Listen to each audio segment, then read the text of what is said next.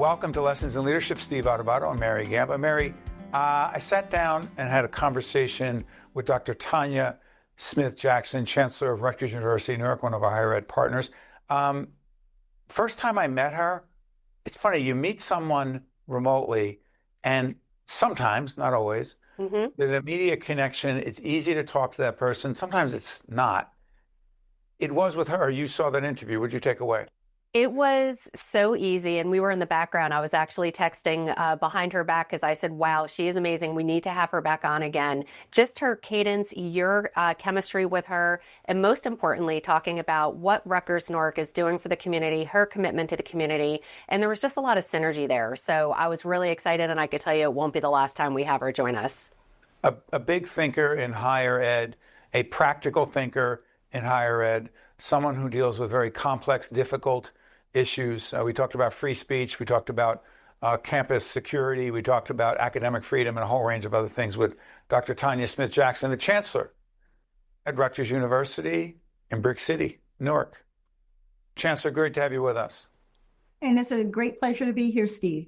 Thank you for inviting me. Let me disclose that we have a long-time relationship with Rutgers Newark, one of our higher ed partners. Describe the campus and describe the university, the Newark campus that I was saying to you I know well, but most may not. And they say, well, it's all Rutgers, Camden, New Brunswick, Newark. What's the difference? There is a difference. Please, Chancellor. There is indeed, and I know you recognize that as an alumnus of Rutgers University Newark, Steve. But certainly Rutgers University Newark really stands very strongly and uniquely as a strong anchor institution. It's an institution that has proven itself in terms of conducting research and partnerships and education that's community engaged, that's also community responsive. And we're recognized in that way across the nation. Rutgers University Newark is also number 5 in the nation by U.S. News and World Report for social mobility. So we're a university who serves students who are primarily first-generation, low-income students who haven't always had and inherited access and privileges that others have. And we actually have we've created a system that works for all students, and we're very proud of that. We are part of all of Rutgers University, but at the same time, each of us has a personality as a member of the Rutgers University family. Along those lines, Doctor, let me ask you this.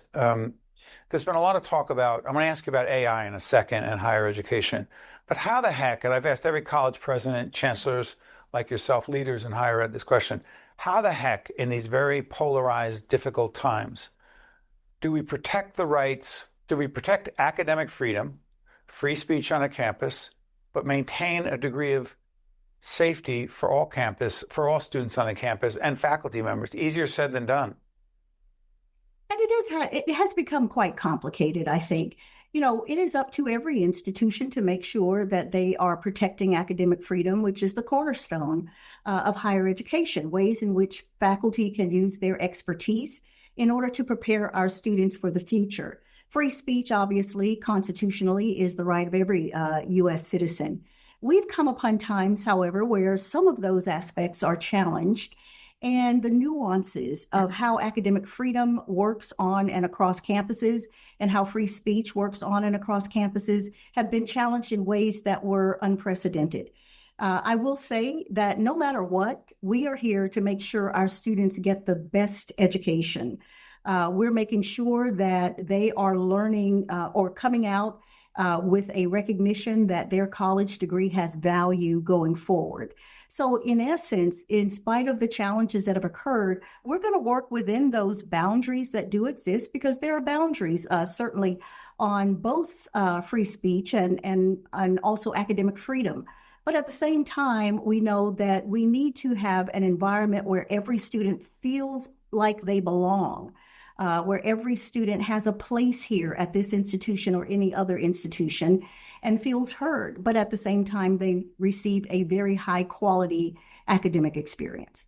Along those lines, Doctor, I'm not sure when you got into higher education that you envisioned AI, artificial intelligence. It's here, it's engaged, it's part of our lives. For you, as a leader of the Newark campus, who's been involved in higher ed for a while and understands the challenges and the issues of ethics and integrity as it relates to students, how the heck can AI be used as a positive force in higher ed and not be seen as if short-circuiting thinking because I can get the answer? Mm-hmm. I understand that's a good question. I understand the concerns that people have. I've had the privilege of serving on various AI working groups over the past few years, over the past 5 years, in fact, and also being able to study AI in various ways. And I do understand where people are coming from. We're in an age, though, where technology has already taken off, and it took off without regulations and without ethics built around it so that we could make more informed decisions as we apply the technology. But first and foremost, AI has benefits and it has downsides. And if we understand the benefits that can be offered in higher education for artificial intelligence, then I think we can utilize it well while understanding what the downsides are. We have faculty who for years have been practicing certain principles around the use of artificial intelligence at Rutgers University and at other institutions. And what they've done is broken down the challenge in several ways as it relates to student success. There are options for students to completely rely on artificial intelligence. There are options for students to combine AI and their own human capabilities. And then there are options for students to use only their human capabilities. What we have asked our faculty and staff and others who are involved in educating our students to do is to first make sure that any use of AI is made clear to students from the very beginning, clear on their syllabi, clear in classroom discussions with each assignment. They need to know to what extent they can or cannot use AI. But then also we've asked our educators to make sure that if they are incorporating AI, it is something that is helping to advance the student outcomes, which might include things like critical thinking, the ability to problem solve. So we don't ever want AI to think for our students. We want them to think for themselves, but sometimes they might use AI to facilitate so that they can make more informed think about it in a more informed way. Got a minute left before I let you go, Doctor. Your academic area of concentration has been? Oh, human factors is my area, engineering psychology or industrial and systems engineering. It has multiple names. Hold on. People, I'm sure, are tired of me. I bring this book up all with Dr. Daniel Goleman, Emotional Intelligence. What you just described is tied to EQ, emotional intelligence, is it not? Oh, indeed it is. When we're looking at, so my particular area, I examine how humans interact with anything, systems, machines, etc. And so EQ or human intelligence or emotional quotients or emotional intelligence has a lot to do with how humans build the use of partnerships with other things in order to operate in their own context. EQ then helps to facilitate their interpersonal relations. Doctor, let's do this. Next time you join us, we're going to go deeper into a subject I never should have brought up with a minute left because it is a deep, intense, and complex topic. Dr. Tonya Smith-Jackson, the Chancellor at Rutgers, Newark, a great institution, a terrific campus. My first teaching job out of graduate school out of Rutgers was at the Rutgers Newark campus, and I'm very fond of the family there, and it is a family. Thank you, Doctor. Appreciate it. Thank you, Steve. Thank you for all you've done for us as well. We appreciate it. Very kind. Stay with us. We'll be right back. This edition of Lessons in Leadership is made possible by the Vicino Leadership Institute at Seton Hall University, Prager Metis, Valley Bank, the International Union of Operating Engineers, Local 825, the North Ward Center, Gingoli Construction, the New Jersey Sharing Network, Delta Dental of New Jersey, the Helix, Fedway Associates Inc., the Port Authority of New York and New Jersey, Choose New Jersey, and Seton Hall University, showing the world what great minds can do since 1856.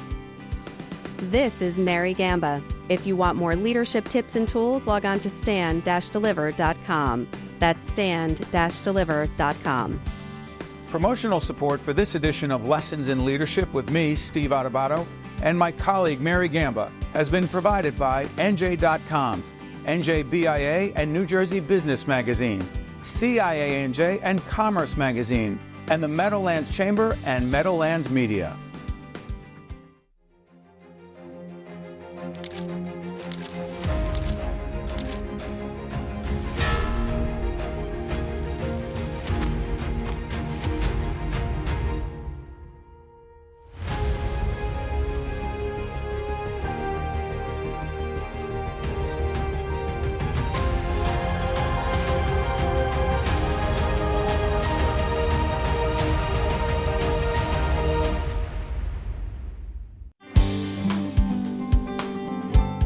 We're joined once again by our good friend Frank Giantomasi, who is the co-chair, Executive Committee, CSG Law, also the chairman of the board of Newark Beth, part of the RWJ Barnabas Health system, which is a huge supporter of public broadcasting, our programming as well. Frank, good to see you, my friend.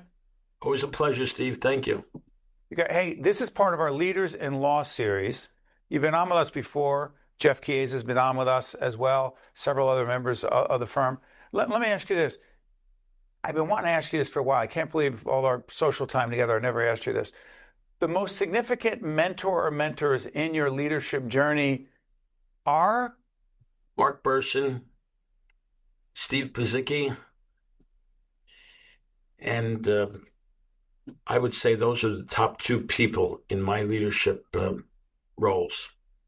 Check out our, Frank also appeared in this. We did for our series, Remember Them, we did a powerful tribute to the late, great Mark Burson. Kerry Burson was on as well. Frank talked about as well. And Steve Pizicki, you mentioned Steve. Is that the commercial real estate piece in your life? Absolutely. Yes. Talk about commercial real estate, leadership in commercial real estate, and also the work of the firm in that regard.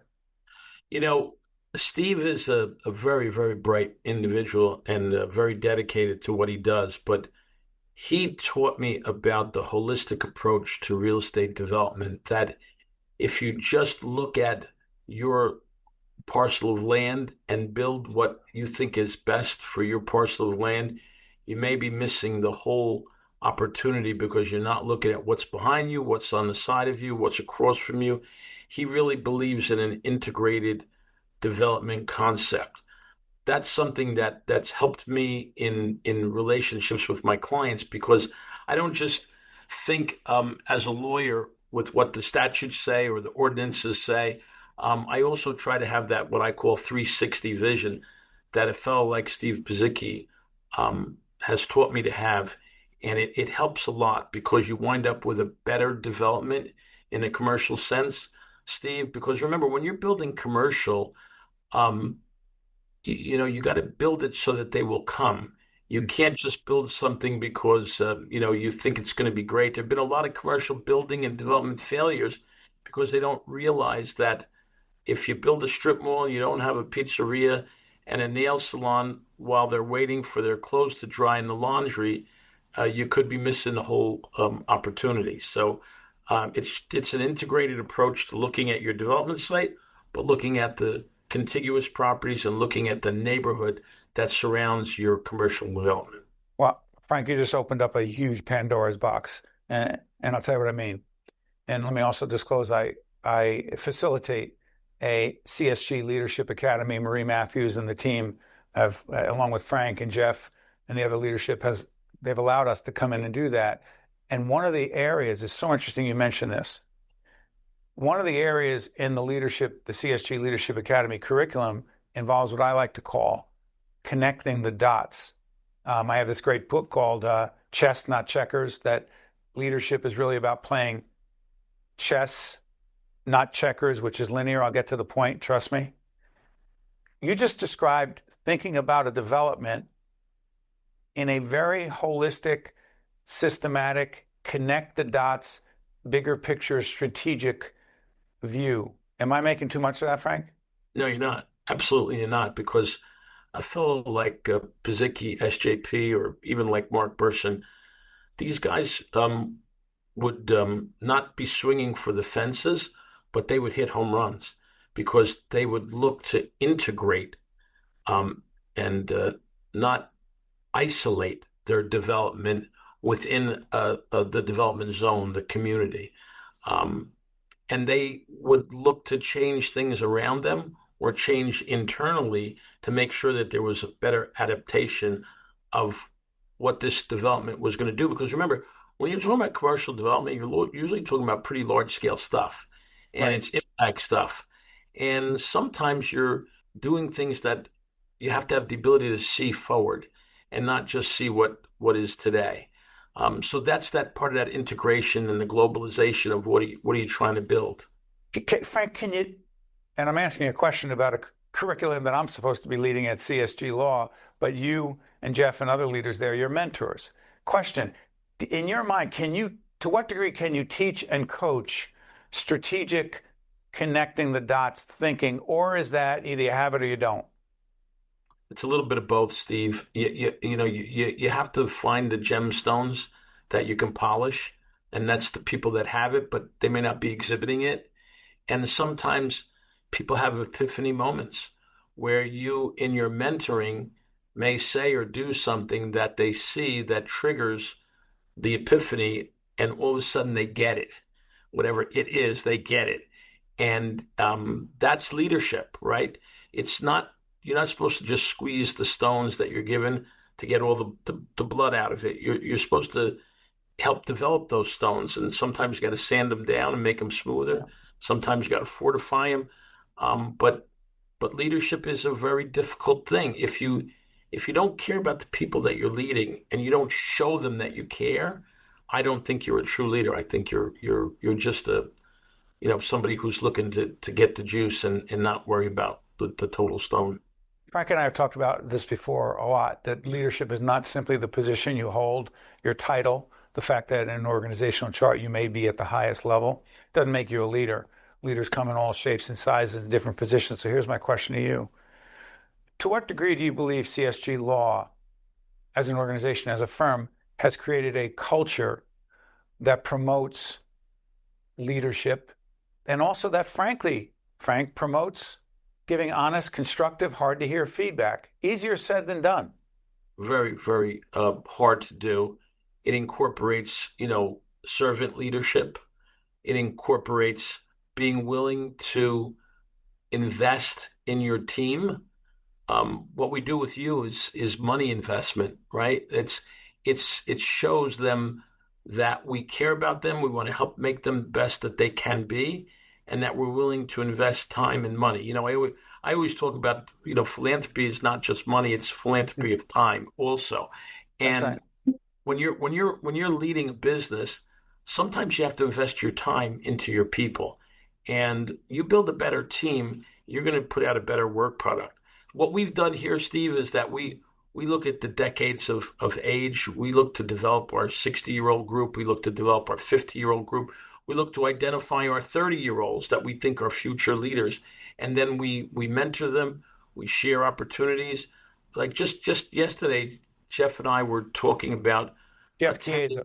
Jeff Chiesa, yeah, attending the governor's inaugural ball on January 20th, Governor Mikey Sherrill. And when we were talking about the list of whom to invite, we made sure we incorporated young associates who have been working here for 5 years or less to indicate to them and let them know you have potential and we're going to recognize your potential. We didn't just invite 30-year members of the firm. We really did a broad spectrum approach to it. And that takes time. That's Yep. effort that you've got to put into it. Because the easy thing would be invite the 10 highest grossing Yeah. partners. Invite the 10 guys or gals with the most hours. But when you say, no, let's invite the team that we want to help develop, it takes an effort. It takes an effort, and I use the word being intentional and strategic.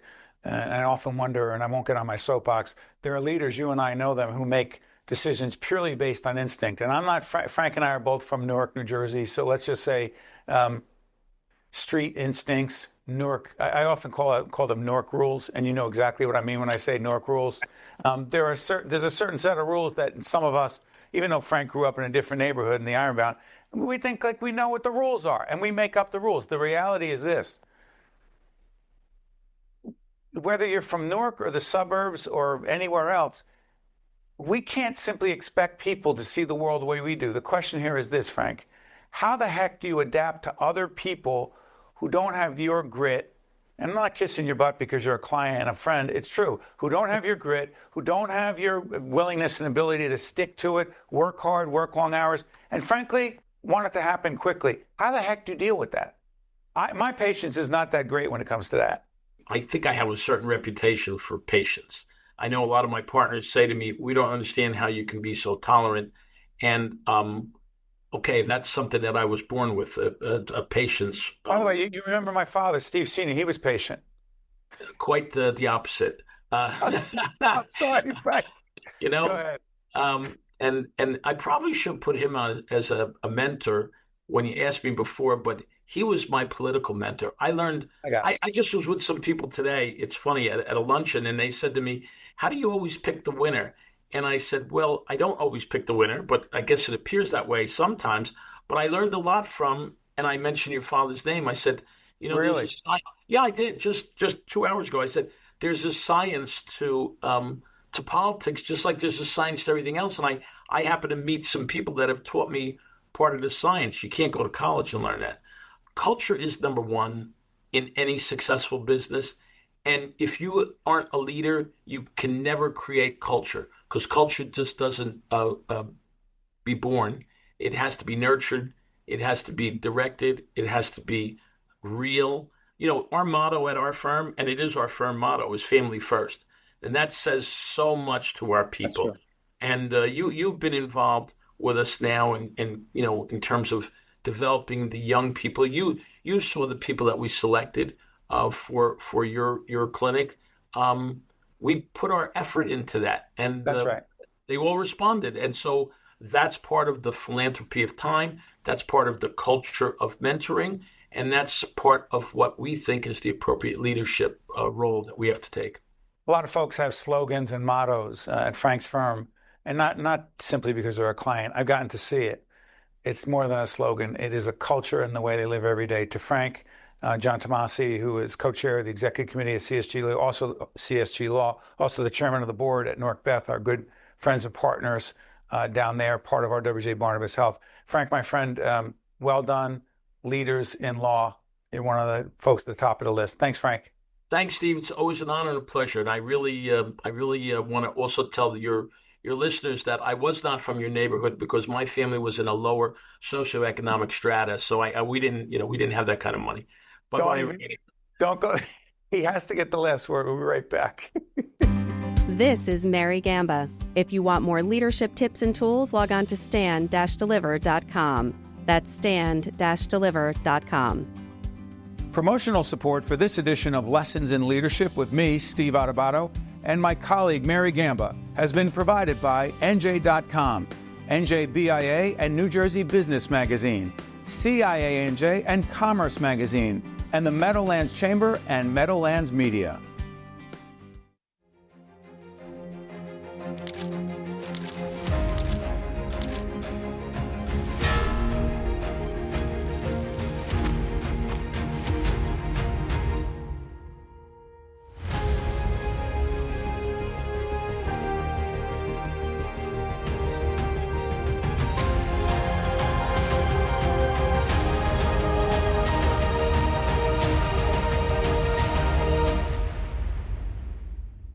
Welcome back to Lessons in Leadership. Steve Adubato with my colleague Mary Gamba. Hey, Mary, we just had Frank Giantomasi on, CSG Law. We got a leadership academy there.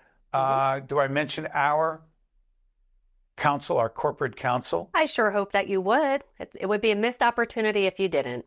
Nick Greco, who is with CSG Law, who's recovering as we speak, and he'll be ready for the golf season. I know that. Nick, I'm just saying your name because if you watch this, and I don't say your name, just say, what's up?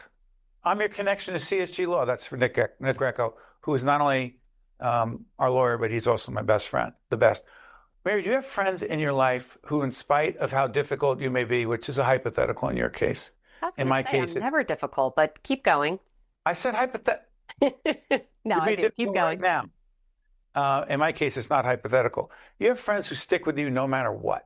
I have friends that are like glue. So I've got a core group of friends that literally I was friends with since we were in diapers. We still get together all the time, went through high school together, been through our various marriages, some of their divorces, and our children, practically grew up together. And it's great. We get together only a couple times a year, but when we do, we pick up right where we left off.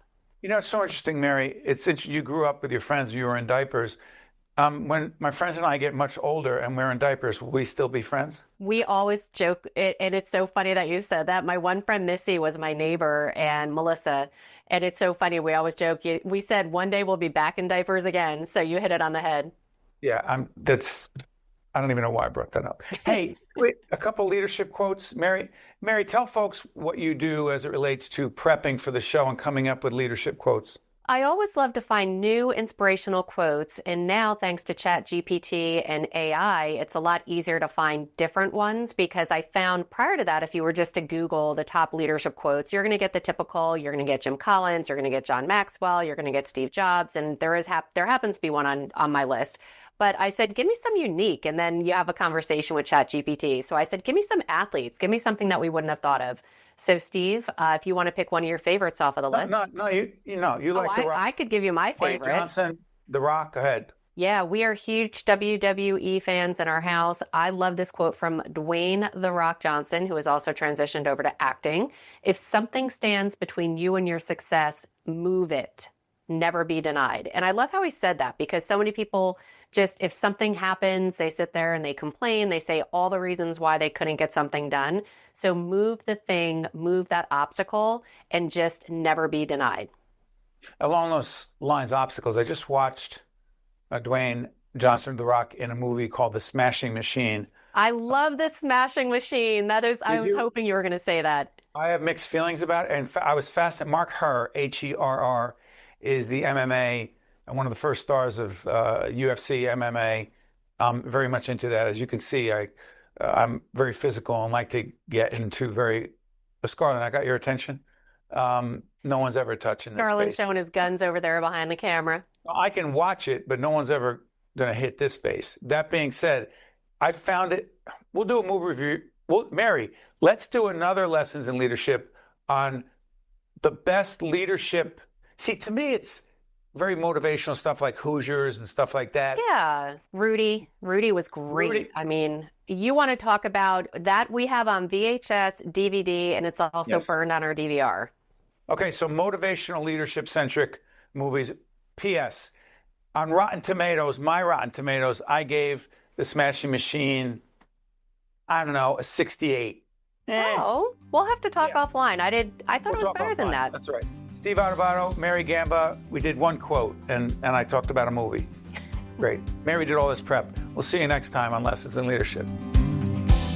This edition of Lessons in Leadership is made possible by the Buccino Leadership Institute at Seton Hall University, Prager Metis, Valley Bank, the International Union of Operating Engineers, Local 825, the North Ward Center, Jingoli Construction, the New Jersey Sharing Network, Delta Dental of New Jersey, The Helix, Fedway Associates Inc., the Port Authority of New York and New Jersey, Choose New Jersey, and Seton Hall University, showing the world what great minds can do since 1856.